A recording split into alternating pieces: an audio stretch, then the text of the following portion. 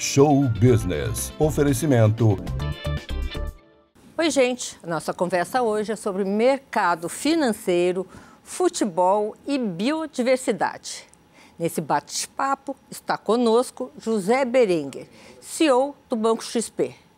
O Show Business começa agora.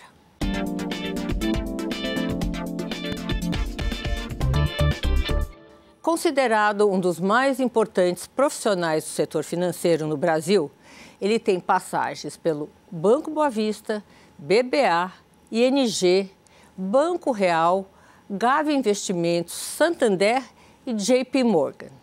Hoje ele é CEO do Banco XP, diretor da Febraban e presidente do Conselho do Fundo Brasileiro para a Biodiversidade. Vamos falar agora com José Berenguer. Berenguer, boa noite, bem-vindo ao Show Business. Obrigada pelo seu tempo nessa correria, nesse mundo maluco. Eu queria começar pela biodiversidade, já que nosso programa hoje é concentrado em ESG. Desde quando você está no Funbil e o que é o Funbil? Bom, Sônia, boa noite, obrigado pelo convite. Legal estar aqui com você. Eu fui convidado pelo Álvaro de Souza, que era o presidente do Conselho do Funbil, há 8 anos atrás, para integrar o Conselho. E há cerca de 3 anos, ele completou o ciclo dele e aí me passou o bastão. O Funbil tem 26 anos, foi fundado por empresários, entre eles o Roberto Clabin, o Guilherme Leal, e o Funbil tem uma atuação muito importante em diversas situações, ou de degradação de áreas ambientais, ou mesmo de preservação de áreas como a floresta amazônica. Como é que funciona o Funbil? O Funbil recebe reservas ou dinheiros de alguns países, de alguns bancos multilaterais e aplica através do Fundo Amazônia, que é administrado pelo BNDES. O BNDES usa o Funbil como ponta, como, vamos dizer, agente implementador das políticas lá na ponta, na própria floresta, onde os recursos são aplicados. Então, é uma operação complexa, grande, a gente tem centenas... Movimenta muitos recursos? Movimenta muitos recursos, a gente tem anos que a gente movimenta mais de 200 milhões de reais. Hoje o Funbil tem em caixa aplicado em torno de 1,3, 1,4 bilhões de reais, que são recursos que já foram aportados, estão em processo de deployment ou de aplicação na região amazônica ou em outros projetos, e também em projetos ou situações de compensação ambiental. Por exemplo, tem um vazamento de óleo no mar. A empresa é condenada. A empresa pode contratar o Funbil para fazer a compensação, fazer a gestão naquela área, naquele bioma, naquela região, para poder compensar ou corrigir o erro que foi cometido. Então, é uma coisa muito interessante, muito organizada, tem uma estrutura de governança de primeiríssima linha e tem uma importância muito grande. Como é que é o investimento do Funbil? Quem faz o funding? Vamos lá, a gente tem recursos que vêm de governos, como o governo da Noruega, o governo da Alemanha, de bancos multilaterais ou instituições multilaterais. Tem também as multas de empresas que cometeram infrações ambientais, que acabam nos contratando para poder executar a compensação na ponta. São diversas fontes, recursos de pessoas que se interessam, empresas que se interessam pelo tema e acabam doando. Enfim, são uma série de doadores, uma série de empresas que efetuaram ou que tiveram algum problema ambiental e que usam o Funbil para poder executar a compensação necessária. Esse seu olhar de biodiversidade começou quando? Há muitos anos? Muitos anos. Eu acho que o fato de eu ter trabalhado no Banco Real a partir de 2002, que tinha uma preocupação muito grande em relação a essas questões, todas as questões relacionadas ao desenvolvimento sustentável, me fez prestar mais atenção no tema. Então, foi uma grande escola. O Banco Real foi precursor de uma série de políticas. Por exemplo, a gente só emprestava dinheiro depois de passar pelo crivo ou pela análise do Departamento Socioambiental. Isso em que ano? 2003 a gente começou com essa política. Era uma chiadeira tremenda. Você imagina naquela época uma operação linda de crédito ser barrada por um sujeito que olhava os aspectos socioambientais daquela empresa ou daquela operação específica.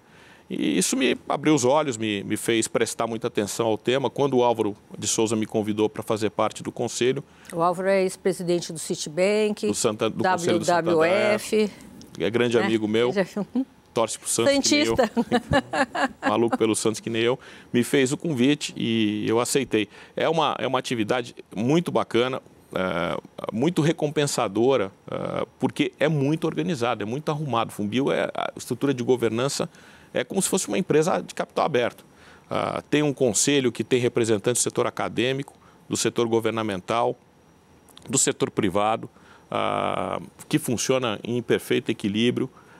É realmente uma experiência incrível, eu aprendo todos os dias e acho que o trabalho que é feito lá é um trabalho de altíssima qualidade. Berenguer, eu acompanho a sua carreira há muitos anos e eu vejo que você é movido, além da racionalidade, pela paixão, né? Paixão pelo Santos, paixão pela biodiversidade e paixão pela área financeira. Você teve todas as chances, nesses últimos anos, de se aposentar para aproveitar a vida. E aí você aceitou um novo desafio, que é ser CEO da XP. Conta um pouquinho sobre isso. Aliás, gente, eu acho que ele é o mais velho lá na XP. Quantas pessoas tem na XP dessa idade? Deve ter, talvez, uma mão, no máximo 5 pessoas que têm a minha idade, talvez um pouco mais. E quantos são? Hoje nós somos 6 mil pessoas. 6 mil? Em torno de 6 mil funcionários. Nós chegamos a ter 7 mil, fizemos uma redução importante de quadro agora nos últimos meses, em função do cenário. Sônia, não foi uma decisão simples. Eu estava numa situação confortável. O JP Morgan é um lugar excepcional para se trabalhar e eu não podia, por questões pessoais, fazer um trabalho nos Estados Unidos ou me mudar para os Estados Unidos. E aí eu comecei a pensar em outras alternativas. Eu tinha naquela época 35 anos de mercado financeiro, eu falei que queria fazer um negócio diferente. E a XP é um negócio diferente. E para mim foi relativamente fácil porque eu trabalhei para a XP como banco de investimento, né? Então eu conhecia muito bem os sócios e a conversa foi muito simples. Eu me reinventei. A ideia era criar um banco? Essa pergunta é super legal, né? Porque a empresa foi criada há 20 e poucos anos atrás como uma plataforma de investimentos, corretora, plataforma de investimentos, arquitetura aberta, ou seja, produtos de diversos provedores.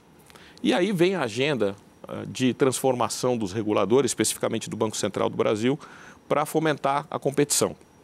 A gente pode falar de Open Banking, Open Finance, pode falar de pagamentos instantâneos PIX. A agenda que chamava-se Agenda BC+, agora chama-se BC hashtag, alguma coisa assim, que é a agenda de modernização e de mais competição no mercado. E fica mais simples você se tornar um banco, tanto do ponto de vista de tecnologia quanto do ponto de vista de processo. Nós já tínhamos os clientes lá dentro, o cliente investidor, que é o cliente nata, né? O cliente mais difícil de você atrair. E aí foi natural você fazer essa migração ou complementar o nosso balcão, trazendo os produtos bancários e também de seguros. Hoje a gente tem uma seguradora. Então, estamos construindo o banco. Já temos... É um processo em construção. Processo em construção. Nós não estamos prontos. O que a gente tem é muita vontade de fazer bem feito, uma base de clientes que é excepcional, em torno de 4 milhões e meio agora com a aquisição do modal de pessoas físicas, mais 60 mil pessoas jurídicas. Mas, de novo, são clientes investidores, que são clientes que têm baixa inadimplência, são clientes sofisticados e que precisam de um bom atendimento. E a gente está criando toda a estrutura de banco e seguradora em paralelo para poder atender muito bem esses clientes. Berenguer, eu tenho essa curiosidade. As plataformas digitais estão montando estruturas bancárias e os bancos montando plataformas digitais. Quanto tempo vai precisar para isso virar uma coisa só? Eu acho que vai demorar um bom tempo, Sônia. Por quê? Os sistemas mais importantes de um banco tradicional, que são o sistema de conta corrente e de empréstimo, tem outros, mas são sistemas que são os mais relevantes, são sistemas muito antigos. É muito difícil você fazer essa transformação ou essa mudança desses sistemas, a alteração desses sistemas com a arquitetura tecnológica que você tem formada nos grandes bancos, seja aqui ou seja no exterior. Este processo de você transformar os sistemas ou de você modificar ou alterar ou trocar os sistemas é muito complexo, porque existe uma árvore de outros sistemas que está acoplada nesses dois sistemas, que é como se fossem os dois pulmões do banco. O JP Morgan fez uma coisa inteligente. O JP Morgan, ele separou o banco digital, ele pegou do banco tradicional, pegou um ex-colega nosso lá, uma pessoa, e mandou para Londres. Falou, não vou deixar você nos Estados Unidos, porque se você ficar nos Estados Unidos, você vai ser influenciado, vai ser contaminado, no bom sentido, pela atividade do banco tradicional. Então, vai para Londres e monta um chassi tecnológico novo. E esse colega fez isso, fez com muito sucesso, e está implementando uma estratégia de banco digital nova, totalmente separada do banco. Que não é o que os outros bancos estão fazendo, né? Alguns tentam, mas acabam tendo que integrar com sistemas que a gente chama de sistemas legado. No caso do JP Morgan foi muito bem feito porque ele realmente segregou. Segregou. Bom, Berenguer, eu vou te interromper um minutinho só, tá? Tá bom. 2 segundos. No próximo bloco, continuamos a nossa conversa com o José Berenguer, CEO do Banco XP.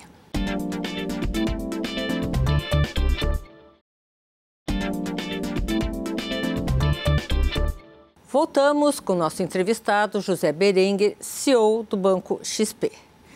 Berenguer, estamos conversando ali sobre bancos, plataformas digitais, como é que isso vai evoluir. Enfim, me diz uma coisa, essa crise que está tendo, ou, enfim, vai perdurar ou não, do Silicon Valley, do Credit Suisse, o que você tem a dizer sobre isso? Isso daí vai expandir, estamos em 2008 de novo, como é que você vê essa situação? Bom, eu acho que a gente tem uma situação semelhante na Europa e nos Estados Unidos, que é reflexo da expansão monetária e da política de taxa de juros que os países implementaram com o Covid. Jogou o juro a zero, inundou o mercado, um tsunami de liquidez, os bancos captam esses recursos, passaram a captar esses recursos, os balanços do lado do passivo ficam enormes, aí o banco tem que aplicar esses recursos. E aí começa o problema. Os bancos começam a aplicar os recursos em papéis mais longos. Existe toda uma modelagem estatística do comportamento dos depósitos. E você tem que seguir essa modelagem para não alongar demais os seus ativos, com papéis públicos ou outros ativos financeiros, e ter um descasamento de liquidez. E aí vale uma observação. O Brasil é muito desenvolvido, a gente tem mania de achar que a gente não está no primeiro nível em termos de regulação ou de qualquer coisa. O Brasil é muito desenvolvido em termos de regulação financeira. Um problema como o Silicon Valley Bank não aconteceria aqui no Brasil dessa forma. A gente tem uma supervisão que fica de olho nesses descasamentos e exige mais capital e realmente questiona a gestão do banco quando há algum tipo de descasamento dessa magnitude. O que me chama a atenção é como é que o regulador americano deixou isso acontecer. Esses bancos captaram esses dinheiros, esses recursos através de depósitos à vista ou títulos de curto prazo e foram aplicando em papéis longos. Aí o que aconteceu? Começa o enxugamento de liquidez, os clientes sacam o dinheiro e ele tem que vender. Descoberto. Só que como a taxa de juros está subindo, o valor desses títulos é menor do que o valor comprado. Eles jogaram... Você quando compra o título, eu vou tentar ser simplista aqui, um banco quando compra um título público, um papel de renda fixa, ele pode carregar em 3 linhas. Ele pode carregar na primeira linha, que é o que a gente chama de trading, que fica marcado a mercado, é para o dia a dia, eu compro e vendo esse papel. Então, esse papel sobe, ele vai contra o P&L, contra os lucros e perdas do banco, se o papel cai ou sobe, ele oscila. Depois tem uma segunda linha contábil, que a gente chama de available for sale, disponível para venda. Esse caso, você compra o papel com um horizonte de prazo um pouco mais longo, e aí a oscilação de preço vai contra patrimônio, não contra os lucros e perdas. E depois você tem a terceira categoria, que é mantido até o vencimento, ou em inglês, held to maturity. Esses bancos americanos estavam colocando esses títulos, estavam colocando em held to maturity, que não impacta nem patrimônio e nem o lucros e perdas. Só que na hora que você é forçado a vender esse papel, você comprou o papel a 100, o papel está operando a 90, você vende o papel, você realiza esse prejuízo de 10. Portanto, ele transita no seu lucros e perdas e afeta o seu patrimônio no final do período. E foi isso que aconteceu. Agora, o regulador, aqui no caso do brasileiro, por exemplo, fica de lupa olhando esse negócio e fica questionando e tem limites para isso. E esse tipo de descasamento, ele toma capital. A pergunta que eu tenho, que não foi respondida, é como é que o regulador americano, que no caso o Federal Reserve ou o OCC, não olhar esse negócio no detalhe. Me esclarece uma dúvida. O sistema brasileiro de bancos, Banco Central, todos, eu acho um sistema de primeiro mundo. É melhor que o americano, é melhor que tudo. Não sei se foi porque a gente teve a crise do PROE, o que foi que aconteceu, mas hoje nós temos um melhor sistema brasileiro. Nós temos PIX nos Estados Unidos, não tem, Europa. É uma coisa muito incrível. Por quê? Porque uma razão simples. Qual? Eu vivi esse período, hiperinflação. O valor do dinheiro era tão grande que você precisava de eficiência na gestão do caixa, a eficiência máxima na sua gestão financeira de caixa, para não deixar dinheiro na mesa. Então, eu peguei período de overnight de 3% ao dia. Então, o dinheiro que dormia parado no caixa era prejuízo. Então, nós fomos criando sistemas de compensação de cheques, sistemas de operações nas bolsas, de controle de garantias, que são estado da arte, são exemplos no mundo todo. E o PIX, mesmo se a gente olhar o que está acontecendo no que o Banco Central chama de Open Finance, é revolucionário. Nenhum país do mundo tem isso. O Brasil é muito inovador nesse setor. É muito inovador e a gente teve que criar esses mecanismos de proteção dos poupadores, dos bancos, das empresas, das pessoas físicas para conviver com a hiperinflação. Seja a correção monetária, seja o depósito instantâneo, a compensação em 24 horas. Foram coisas que foram sendo construídas em função desse ambiente. Então, assim... Então, o banco americano não tem isso, mas tivemos a crise de 2008.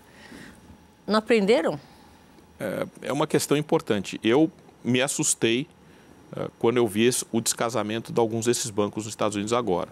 Mas e o Credit Suisse? Suíça, né? O berço do sistema financeiro. Eu acho que ali eu comentava com você aqui no nosso bate-papo um pouquinho antes da gente começar. Eu vivi algumas crises europeias nos bancos que eu trabalhei, ou de bancos europeus, né? Como a ABN, lá no caso do Banco Real, ou mesmo o ING e tal. Existe toda uma rigidez no caso dos bancos europeus. Eu não estou dizendo que os bancos europeus são mais frágeis.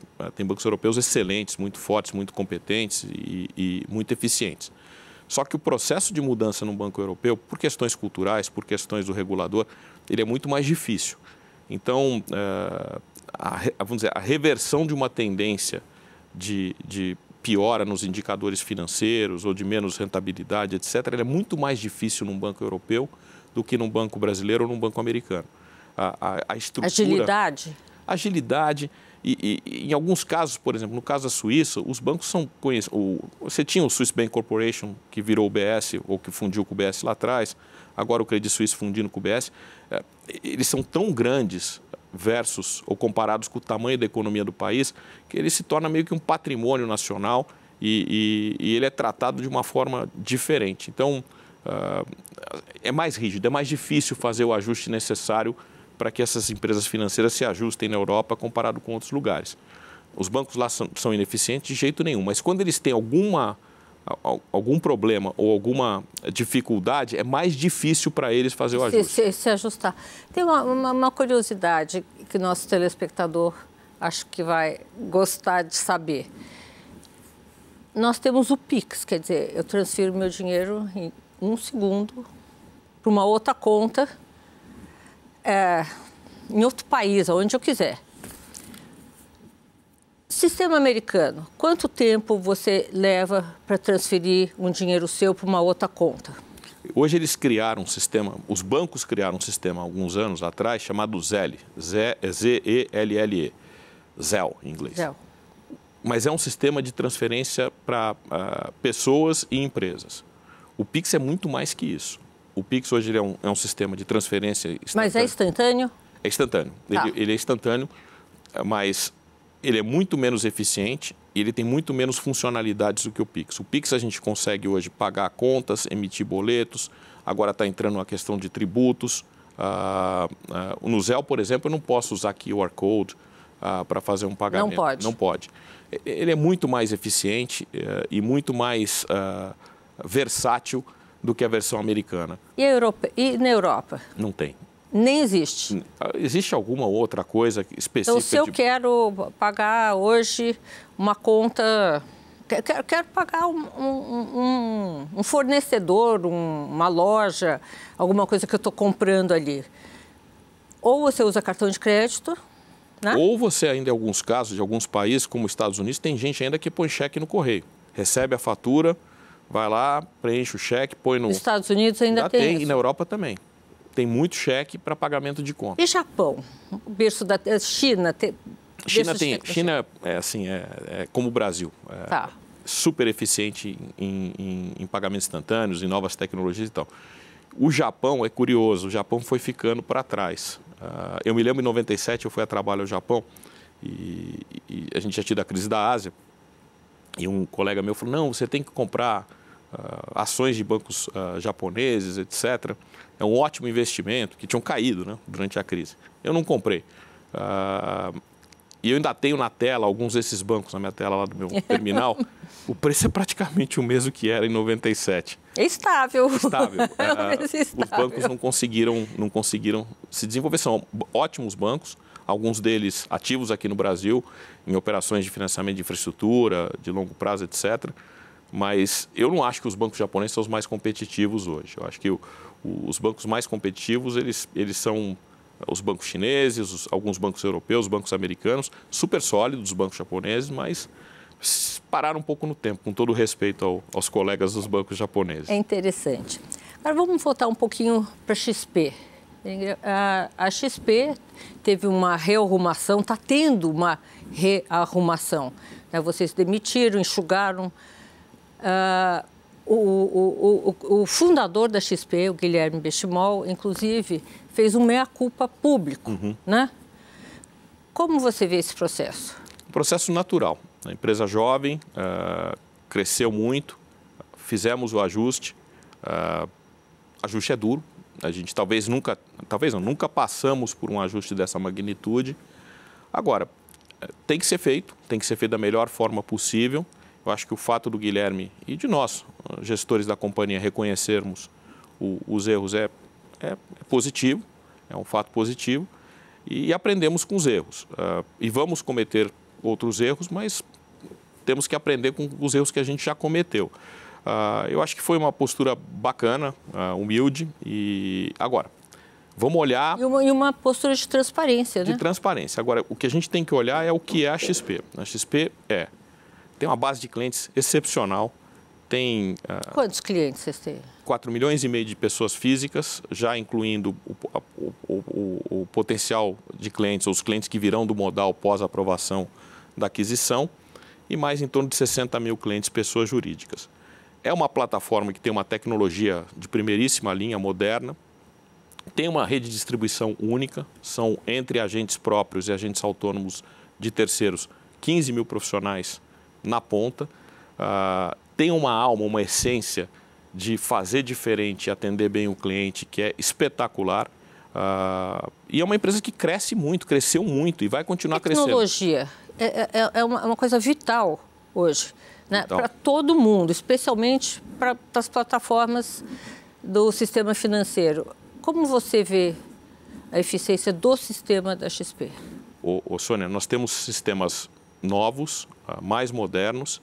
O CEO da XP, o Thiago Mafra, que é um cara nota 1000, é um cara que veio de tecnologia, um sujeito que veio de tecnologia. Mais ou menos metade do nosso corpo de funcionários, nosso quadro de funcionários está em tecnologia. Metade? Metade, quase metade. E hoje é a essência do nosso negócio. A empresa está todinha organizada para poder, através da tecnologia, servir bem o cliente. E, enfim, então, para a gente é core, é a essência do negócio. Como é que os clientes reagiram a esse meia-culpa? Não teve impacto nenhum. Acho que mais a imprensa, a concorrência fica reverberando, fica fazendo um certo barulho. A gente incomoda, é natural. Há 10 anos atrás, 15 anos atrás, 20 anos atrás, a empresa não existia. E hoje a gente tem uma participação relevante em alguns mercados, especialmente em investimentos, que é um business excepcional. E nesse mercado de clientes investidores, a gente tem uma participação desproporcional em relação ao mercado como um todo. Então, a gente apanha da concorrência, isso é normal, é do jogo. É que vocês foram os primeiros, né? Exato. E vocês ficaram muito tempo sem concorrência. E agora tem, e isso é ótimo, faz com que a gente, inclusive, fique melhor nos nossos processos e ajuste o que precisa ser ajustado.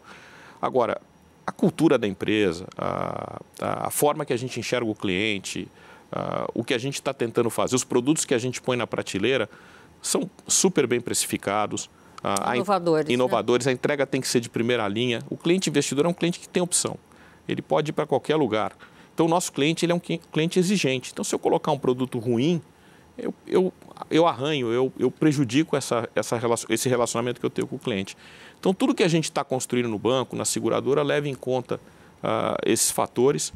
Agora, eu tenho certeza que a companhia vai ser cada vez mais competitiva, cada vez melhor. E é um lugar muito bom para a pessoa empreender, trabalhar. Trabalha-se muito. Você perguntou sobre a questão da idade. Eu não me sinto velho, pelo contrário. É que ali é muita gente boa. É empresa jovem. E agora, tem uma essência, uma pegada, uma cultura que é incrível, que eu nunca tive nesses quase 38 anos de carreira. Então, eu tenho certeza que a companhia vai continuar evoluindo. Acho que a gente fez o certo.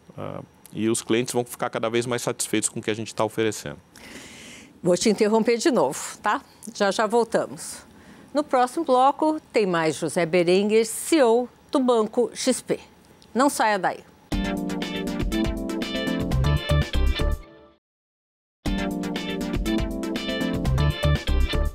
Voltamos com José Berenguer, CEO do Banco XP. Berenguer, queria explorar duas coisas com você nesse último bloco. Sistema financeiro internacional, as condições dos países internacionalmente depois da Covid. E depois vamos acabar com o futebol, tá? Você tanto gosta. O que está acontecendo nos Estados Unidos que as pessoas não estão sabendo lidar com a inflação? Exemplo, telespectador. Um carrinho no aeroporto que custava $1 para você ajudar no transporte da sua mala, hoje está custando 6. E a inflação é de 8%. Explica isso. Eu acho que é uma função, Sônia, de excesso de liquidez em função do Covid e alguns problemas localizados na economia. Realmente, o americano jovem não tem cultura de inflação. O último surto de inflação foi na década de 80, crise do petróleo, crise da dívida, 70 e 80. Né? E de lá para cá, a inflação foi muito baixa.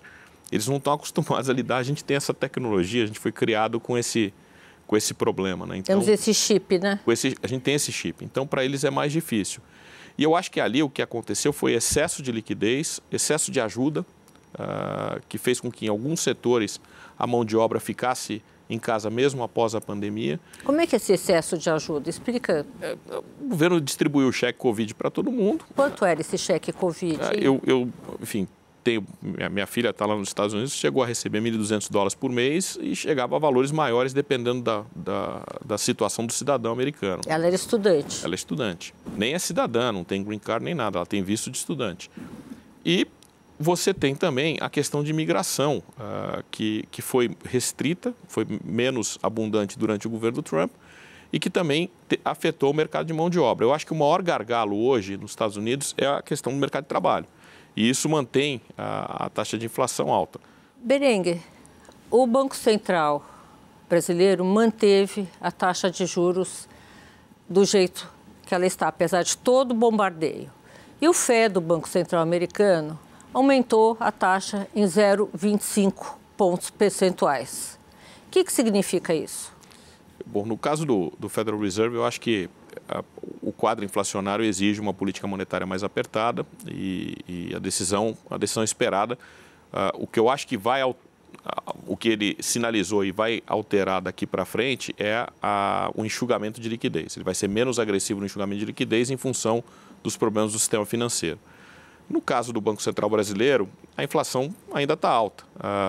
Acho que nós vamos ver uma ata mais para frente um pouco mais branda, mas a inflação é persistente. Ele adotou o critério que ele vem adotando nas outras reuniões, no sentido de manter a política monetária mais apertada. Então, era esperado. Berenguer, há 30 anos que eu tento descobrir e não consigo. Por que a taxa de juros no Brasil é tão alta? Eu já perguntei para o Pécio Arida, André Lara Rezende, criadores do Plano Real, para todo mundo não tem uma coisa assim, uma explicação mais clara. O problema é jurídico, o problema é o curto prazo da nossa dívida. Qual o problema? Eu acho que tem algumas razões. A primeira razão é que a eficácia da política monetária aqui ela é menor. Por quê? Porque nós temos recursos que são aplicados na economia, por exemplo, crédito rural, crédito imobiliário, os recursos do BNDES, que são menos sensíveis à taxa de juros do overnight, a Selic. Então, quando a gente sobe a taxa ou baixa a taxa, essas linhas de empréstimos elas sofrem menos alterações, porque são taxas que a gente chama de carimbadas, ou seja, taxas que não... São subsidiadas. Subsidiadas. Então, isso é uma... E foram coisas que foram criadas em função do quadro hiperinflacionário que a gente tinha no passado. Isso é uma coisa. A outra coisa é a situação do Tesouro, que tem, enfim, a gente tem uma incerteza em relação à dinâmica da nossa dívida, está aí a discussão do chamado arcabouço fiscal, isso acaba impactando. E aí o dinheiro na ponta, o dinheiro do cliente que precisa tomar um empréstimo é muito alto também por causa das questões estruturais do sistema, como tributação, inadimplência, dificuldade de identificação de perfil de cliente. Agora a gente tem cadastro positivo, o Open Finance vai ajudar bastante na questão da qualidade do crédito, da assertividade dos agentes em relação ao crédito. Mas a gente tem problemas estruturais dentro do sistema financeiro que precisam ser corrigidos também. Dificuldade de recuperação de garantias. Melhorou muito. Melhorou muito. Essa parte a gente melhorou. deve muito ao Marcos Lisboa, lá no primeiro governo do Lula, mas ainda tem dificuldades importantes. Agora, poucas pessoas sabem que o governo, no spread, né, no que os bancos ganham, é praticamente sócio dos bancos, né? A taxação. Exato, porque depois vem o imposto enorme. E isso dificulta, o nosso imposto de renda no sistema financeiro é tão alto que dificulta a expansão dos bancos brasileiros no exterior. Se nós comprarmos um banco, por exemplo, o brasileiro comprar um banco nos Estados Unidos, que tem uma tributação mais baixa, ele vai ter que pagar o tributo brasileiro. E, portanto, ele vai ser muito menos competitivo no mercado americano do que um banco americano que paga muito menos, paga em torno de 20% de imposto. É difícil. Vamos mudar para um outro assunto, tá? O que eu mencionei no começo da nossa conversa. Futebol.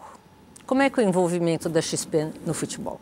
Olha, essa é uma história muito bacana com os colegas nossos. E assim, eu tenho que tirar tirar o chapéu para o Pedro Mesquita, que é o chefe lá da área de banco de investimento, o Guilherme Ávila, que é o banqueiro, e mais alguns colegas, que resolveram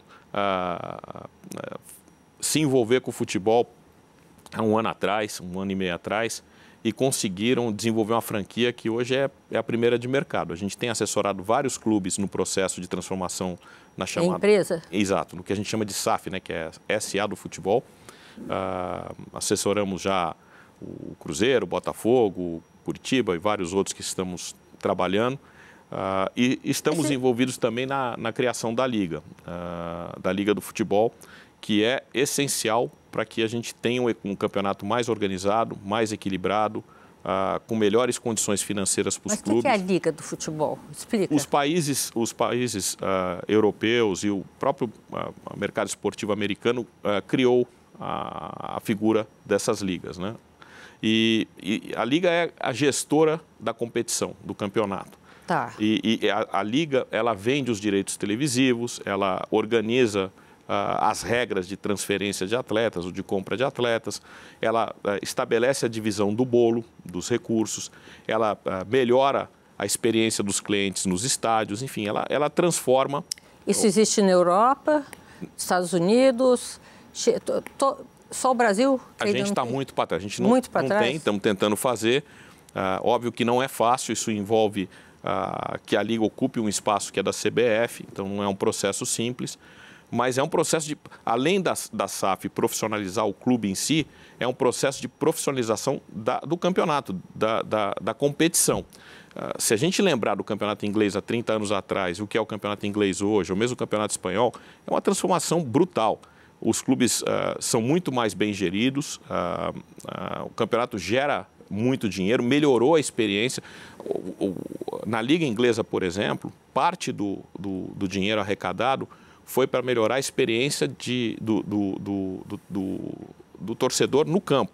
Você pode ver que os hooligans desapareceram. É verdade. Você tem segurança no estádio, você tem qualidade. A qualidade da transmissão é excepcional. Uma parte dos recursos foram investidos na transmissão. Tudo isso foi para melhorar a experiência como um todo, além das questões relacionadas à gestão dos clubes e do campeonato. Então, lá na XP, a gente está envolvido nesse processo. Eu acho, até com a experiência que a gente teve lá no Santos, é essencial. O modelo de gestão dos clubes... Mas o Santos hoje é uma empresa? Ainda não, né? Ainda não. Tem algum clube? Tem vários. O Cruzeiro já é... O Botafogo, já é uma empresa? Já é uma empresa, o Botafogo... Então paga imposto...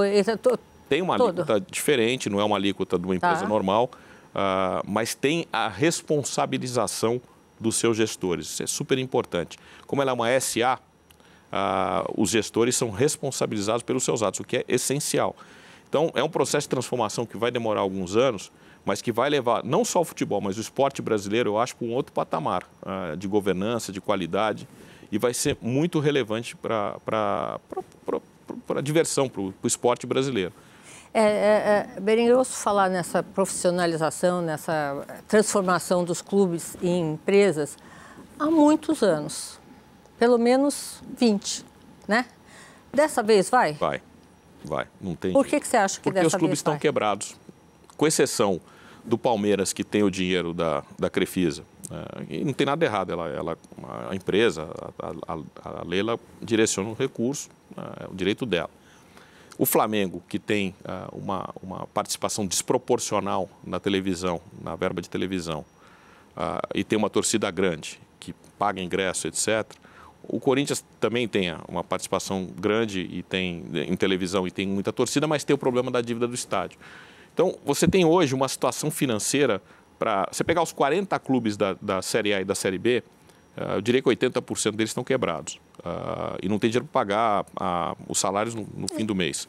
Então, assim, é inviável você continuar gerindo... Trabalhava como ONG, né? Pois é. Trabalhava como ONG, não paga imposto, não tem que dar satisfação, não é nada. Não tem responsabilização por atos fraudulentos, não tem... Enfim, não tem nada. Então, é muito difícil. Agora, estamos vendo... O Cruzeiro é um caso que a gente segue de perto. O Ronaldo fez lá a compra, etc. Mandou perdendo em campo, já a torcida foi para cima. É um negócio que mistura paixão com qualidade de gestão. Então, é diferente de gerir uma empresa, porque se o time, de novo, for mal no campo, não há quem resista. Então, a médio e longo prazo, o time bem gerido, ele tende a ganhar mais do que o time que é mal gerido. Mas ele vai tropeçar ao longo das competições. Então, assim, esse trabalho também de pensar a longo prazo é super importante, não só para o gestor, mas também para a torcida. E a torcida tem que entender que não é que profissionalizando o clube, ele vai ganhar todos os campeonatos. Exatamente.